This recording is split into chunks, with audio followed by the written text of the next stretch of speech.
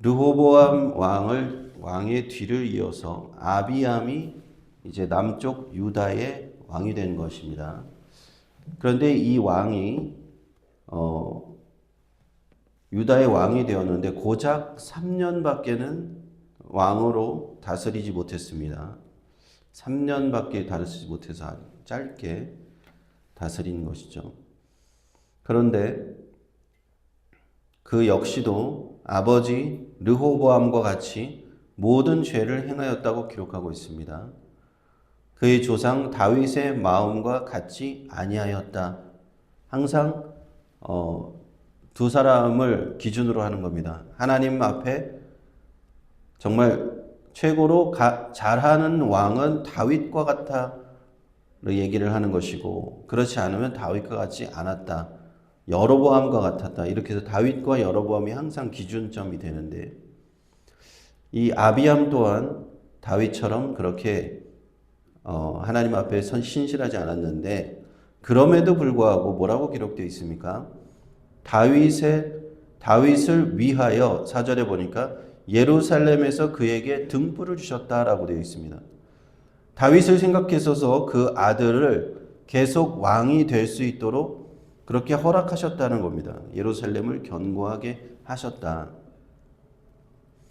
남유다가 하나님 앞에서 이렇게 우상을 숭배하고 하나님 앞에서 불의한 행동을 하고 다윗과 같이 아니하였지만, 하나님께서 그 다윗의 자손들로 하여금 그 왕위를 신실하게 이어갈 수 있게 하신 그 이유는 무엇인가?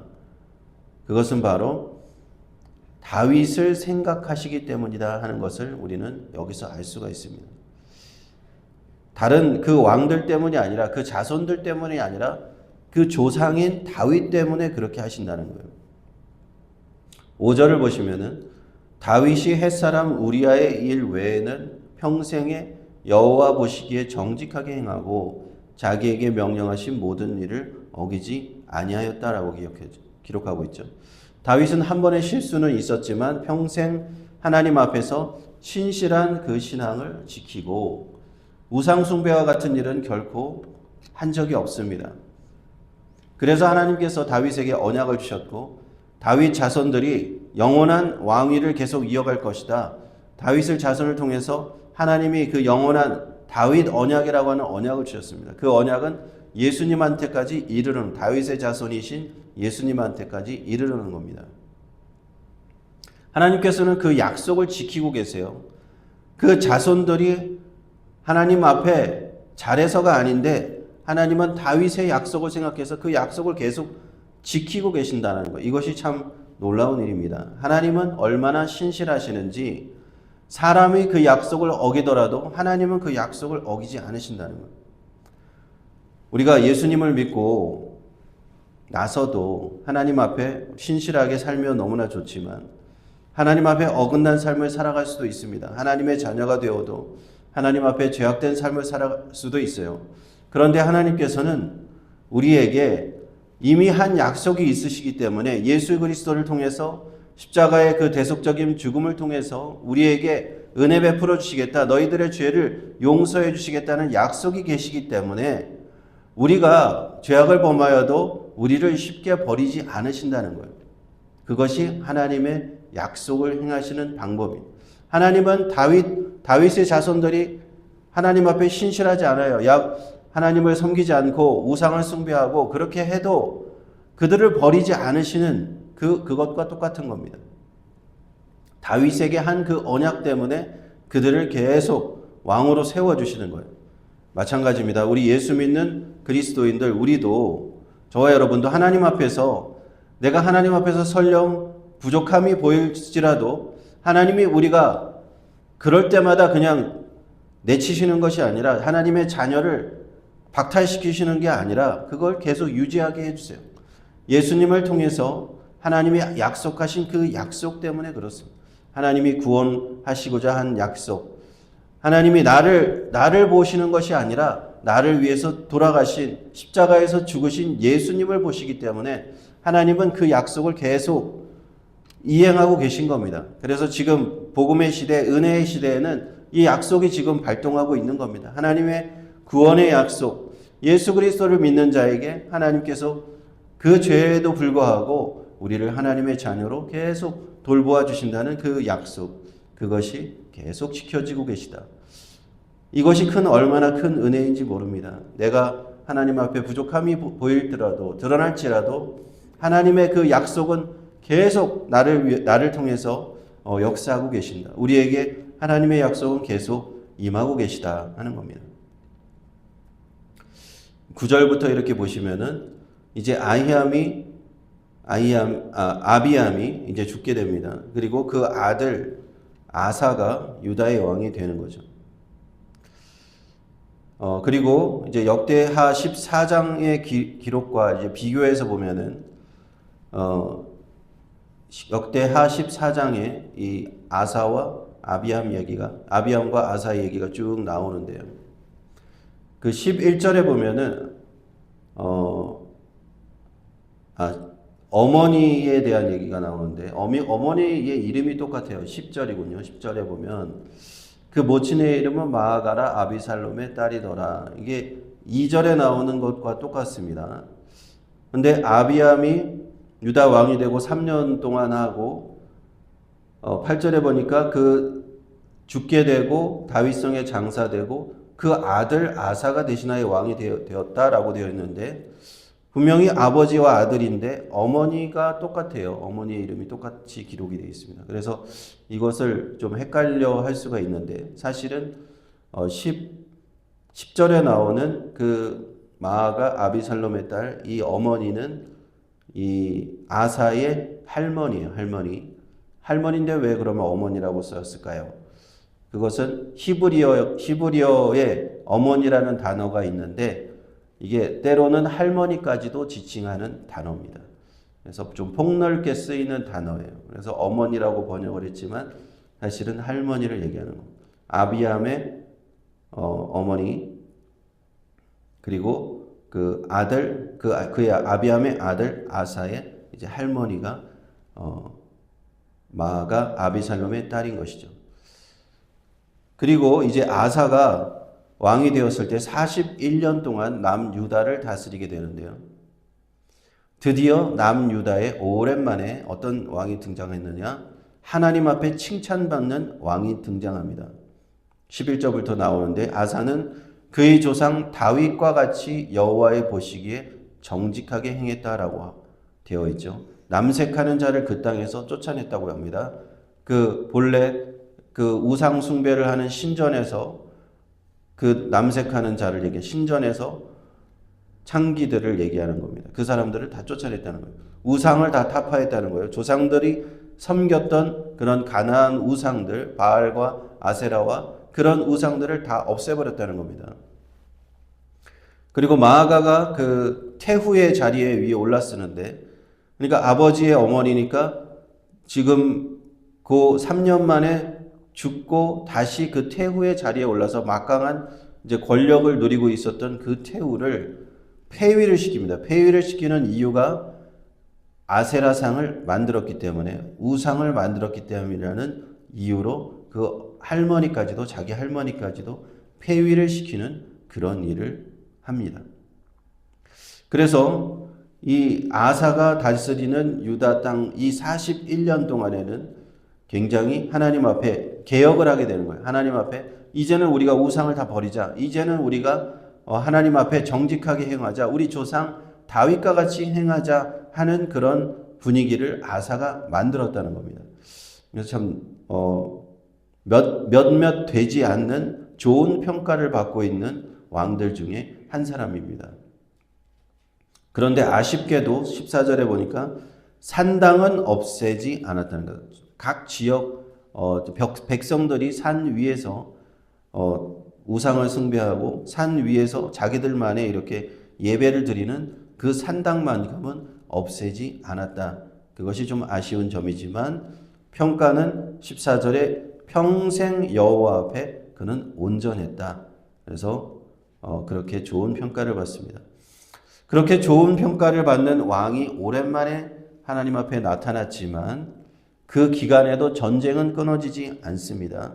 16절에 보니까 아사와 이스라엘 왕 바아사 사이에 일생 동안 전쟁이 있었다라고 라고 하는데, 그 중에 이제 어떤 일이 있었는지 하나가 딱 등장하게 되죠.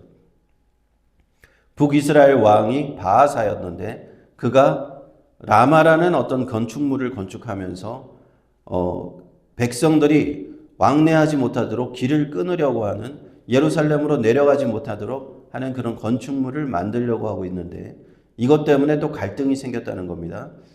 그것 때문에 이 아사가 왕궁에서, 예루살렘 성전에서 은과 금과 이런 것을 다 죄다 꺼냅니다. 이전에 기억하실지 모르겠는데, 그 전에 솔로몬 전 시대에 있었던 그 많은 보물, 은과 금과 그 많은 보물을 이집트의 시삭이라는 애굽의 외구방 시삭이 와서 다 빼앗아 갔어요.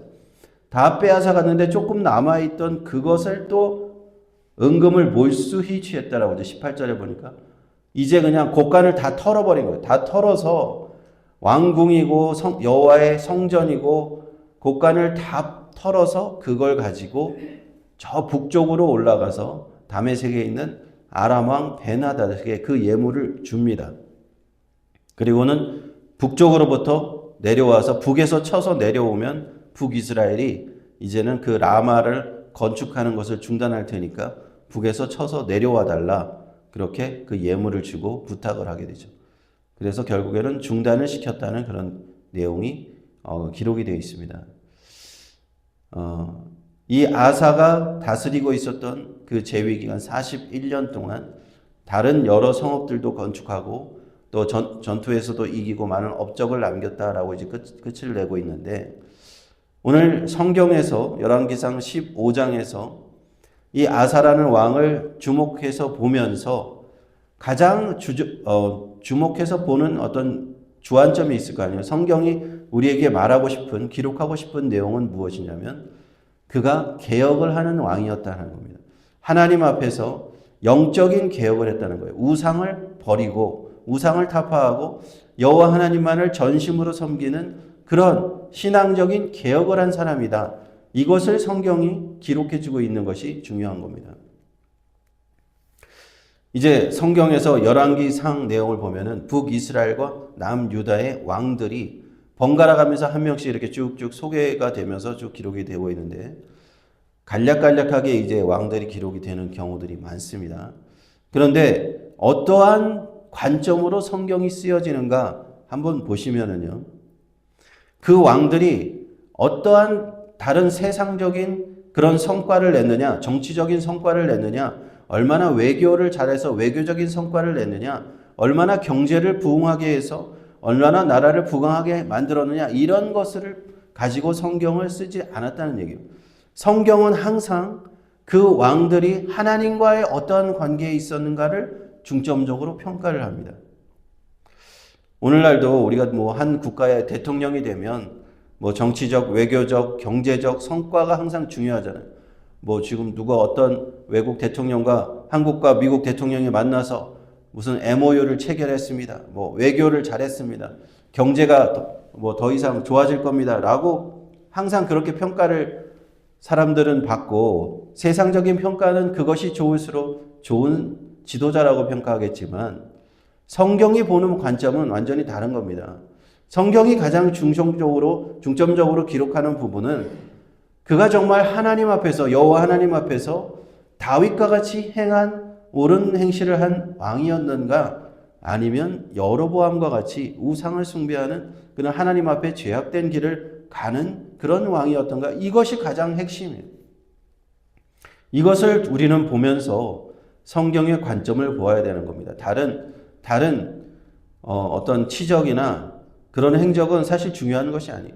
하나님 앞에서의 이 왕들이 어떻게 살아갔는가, 그것이 우리에게 알려주고자 하는 메시지는 겁니다. 성경이 우리에게 보여주고 하는 메시지라는 겁니다. 그래서 중요한 것은 하나님 앞에서 우리의 삶이라는 거예요. 하나님 앞에서의 삶. 이것을 라틴어로 우리가 코람 데오라고 부르는데, 코람은 앞에서라는 뜻이고 데오는 하나님이라는 뜻입니다. 그래서 코람 데오, 하나님 앞에서의 삶을 얘기하는 거예요. 코람데오 많이 들어보셨을 거예요. 개혁주의 신학자였던 R.C. 스프링롤이라고 하는 이 사람은 이렇게 이것을 얘기했는데, 코람데오란 무엇인가? 하나님 앞에서 하나님께 의하여 하나님을 위하여 사는 삶이다. 이렇게 우리가 평가를 했던 그 신학자의 평가가 있습니다. 하나님께서 하나님 앞에서 내가 어떻게 살아가는가? 하나님을 내가 의지해서 하나님 앞에서 내가 어떻게 살아가는가? 하나님을 위해서 내가 무엇을 할 것인가? 정말 개혁을 하고 우상을 철폐하고 아사처럼 그렇게 살 것인가? 아니면 계속 우상을 섬기면서 그렇게 잘못된 길을 걸어갈 것인가? 라는 것이 중요하다는 겁니다. 세상에서는요, 다른 사람들의 평가를 항상 신경 씁니다. 내 이웃이 나를 어떻게 평가하는지, 내 친구들이 나를 어떻게 평가하는지, 내 동기들과 선후배들이 나를 어떻게 평가하는지 자꾸만 우리는 신경을 쓰게 되죠. 세상의 주변 이웃들이, 세상의 국민들이, 지도자 같으면 세상의 국민들이 나를 어떻게 평가하는지를 항상 사람들은 신경 씁니다.